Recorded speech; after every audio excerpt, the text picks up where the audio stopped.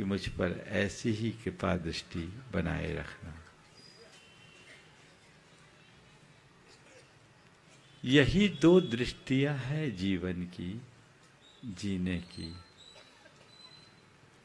मैं आपसे पूछता हूं, भगवान का असली भक्त कौन, सेठ या भिखारी? हाँ बोलो थोड़ा जोर से। और ये बताओ असली भिखारी कौन? क्या हुआ, बात समझ में आ रही? असली भिखारी कौन है? सेठ है ना। बस यही जीवन का सूत्र है। हमारे जीवन में यदि हम झांक कर देखें तो 100 कमियां दिखेगी, लेकिन अगर सकारात्मक नजरिए से देखें तो 1000 अच्छाइयां दिखेगी। सोच यदि सकारात्मक है, अच्छाइयां दिखेगी, और सोच नकारात्मक है, कमियां दिखेगी। सकारात्मक सोच हमें सेठ बना देती है, तो नकारात्मक सोच भिखारी। क्या बनना है, सेठ या भिखारी? क्या बनना है बोलो बच्चों? हाँ क्या बनना है?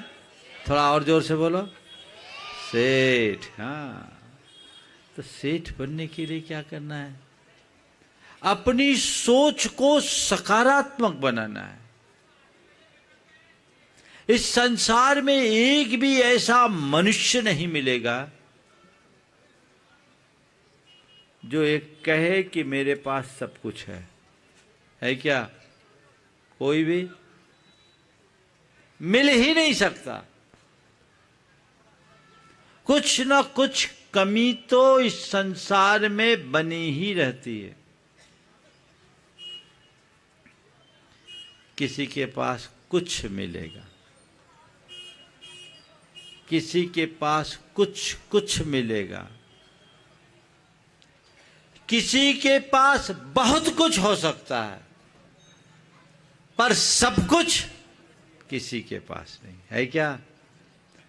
सब कुछ वही पाता है जो अपने साथ जोड़े हुए बहुत कुछ से मुंह मोड़ लेता है। वह केवल भगवान होता है। चाह मन की हटनी चाहिए। यदि अपनी सोच में सकारात्मकता को प्रतिष्ठापित करोगे तो तुम पाओगे कि मेरे पास जो कुछ है पर्याप्त है। और सोच को नकारात्मक बनाओगे तो तुम्हारे पास बहुत कुछ होने के बाद भी तुम्हें वह सब अपर्याप्त दिखेगा, है ना? 4 तरह के लोग हैं। पहले वे जो शिकायतों में जीते, दूसरे वे जो फरियादी बनकर जीते, तीसरे वे जो धन्यवाद में जीते हैं, और चौथे वे जो फौलादी बनकर जीते। 4 बातें आज की। शिकायत, फरियाद, धन्यवाद और फौलादी बनना। अपने अंदर उतर करके देखना, मैं कहाँ हूँ। ज्यादातर लोगों के अंदर शिकायतें भरी रहती है ना? बोलो, तुम्हें शिकायत है कि नहीं? किससे किससे शिकायत है? महाराज सबसे बड़ी शिकायत तो आपसे थी। इतने दिन से निवेदन कर रहे थे, सुनवाई नहीं हो रही थी। पूरा तिलक नगर मोता भवन में लगा रहा और नंबर ही नहीं आया। आए भी तो केवल दर्शन करके खिसक गए। थी ना शिकायत? अब शिकायत तो खत्म हो गई। हुई कि नहीं हुई?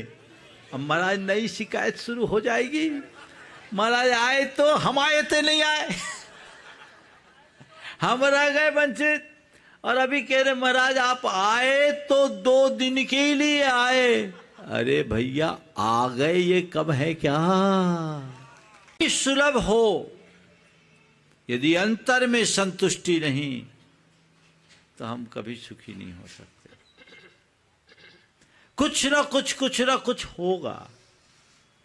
यदि आपकी सोच शिकायत से भरी होगी तो कमियां दिखेगी, और अहोभाव होगा ना, सकारात्मक होगी, तो आप अहोभाव से भरोगे और धन्यवाद निकलेगा तुम्हारे मुख से। अरे भाई हम कितने भाग्यशाली कि जाती हुई गाड़ी भी मुड़कर आ गई। बोलो हो कि नहीं भाग्यशाली? अब इसका महाराज को धन्यवाद दोगे कि नहीं दोगे? थोड़ा बोलो तो, जम के तो दो।